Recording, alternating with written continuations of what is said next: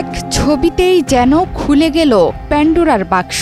বাংলাদেশ সীমান্তে উস্কানিমূলকভাবে প্রবেশ করে সাউন্ড গ্রেনেড ছুড়েছিল ভারতের সীমান্তরক্ষী বাহিনী বিএসএফ। ছোড়া হয়েছিল টিয়ার গ্যাস।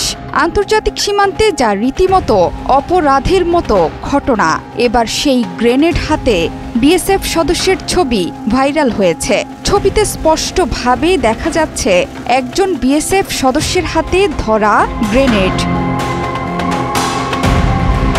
শনিবার চাঁপাইনবাবগঞ্জের শিবগঞ্জ সীমান্তে বাংলাদেশিদের ওপর বিএসএফের হামলার বিভিন্ন ছবিতেও ছড়াচ্ছে আতঙ্ক। ছবিগুলো ভেসে বেড়াচ্ছে সামাজিক যোগাযোগ মাধ্যমে। তবে সবচেয়ে বেশি আলোচিত হয়েছে বিএসএফের হাতে সাউন্ড গ্রেনেডের ছবি, যা দেখে হতবাক বাংলাদেশিরা।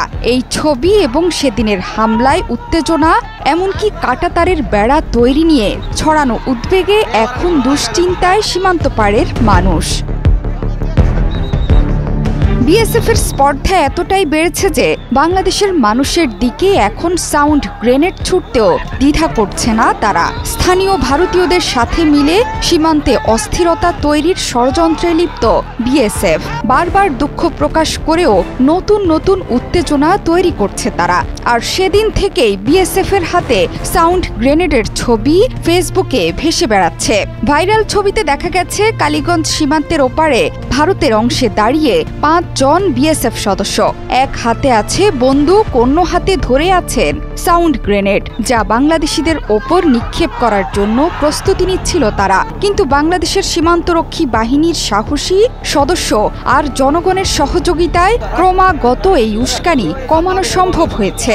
এছাড়া স্বরাষ্ট্র উপদেষ্টা জাহাঙ্গীর আলম চৌধুরী বলেছেন, সাউন্ড গ্রেনেড ব্যবহার করছে ভারতের বিএসএফ, তাই এখন থেকে বিজিবিও ব্যবহার করতে পারবে। বিজিবিকে টিয়ারশেল ও সাউন্ড গ্রেনেড কেনার অনুমতি দেওয়া হয়েছে। কেনার পর তারা এগুলো ব্যবহার করতে পারবেন বলেও জানান তিনি। বিজিবি কেন তারা সাউন্ড গ্রেনেড মারে নাই বা কেন টিয়ারশেল মারে নাই, এইগুলি তো বিজিবির কাছে নাই। যেহেতু বিজিবির কাছে তো সব লেথাল ওয়েপন, এই জন্য তো ওটা তো তারা মারতে পারে নাই। এই জন্য আমরা তাদের এখনো পারমিশন দিয়ে দিয়েছি এবং খুব তাড়াতাড়ি এই জিনিসগুলি ক্রয় করা হবে। সেদিন চাঁপাইনবাবগঞ্জের চৌকা সীমান্তে জোর করে বাংলাদেশের ভেতরে প্রবেশ করে আম, বড়ই এবং ফসল কাটতে চেয়েছিল ভারতীয়রা। তাতে বাংলাদেশিরা বাধা দিলে দুই পক্ষের মধ্যে তৈরি হয় তুমুল উত্তেজনা।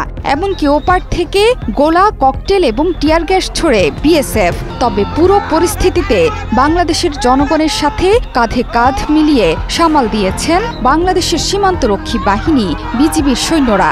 এই বিষয়ে কর্নেল গোলাম কিবরিয়া জানান, চৌকা কিরণগঞ্জ সীমান্তে দিনভর উত্তেজনা থাকলেও বিকেলের পর পরিস্থিতি নিয়ন্ত্রণে আসে। বর্তমানে কঠোর নজরদারি চলমান আছে 1200 গজ কাঁটাতারের বেড়াবিহীন সীমান্তে। বিজিবি আমরা দিনরাত প্রস্তুত আছি। আমরা ইনশাআল্লাহ যে কোনো পরিস্থিতি আমাদের বিজিবির কন্ট্রোলে আছে। মাঠে কাজ করা কৃষক বাদে অন্য কাউকেই সেদিকে যেতে দেয়া হচ্ছে না। উৎসুক জনতা সেখানে ভিড় জমালেও তাদের সরিয়ে দেওয়া হয়েছে। পাশাপাশি ওপারের সীমান্ত থেকেও কাউকে এখন পর্যন্ত দেখা যায়নি। তবে যে কোনো পরিস্থিতি মোকাবেলায় প্রস্তুত আছে বিজিবি। জোহরা চৌধুরী, সেতু 71।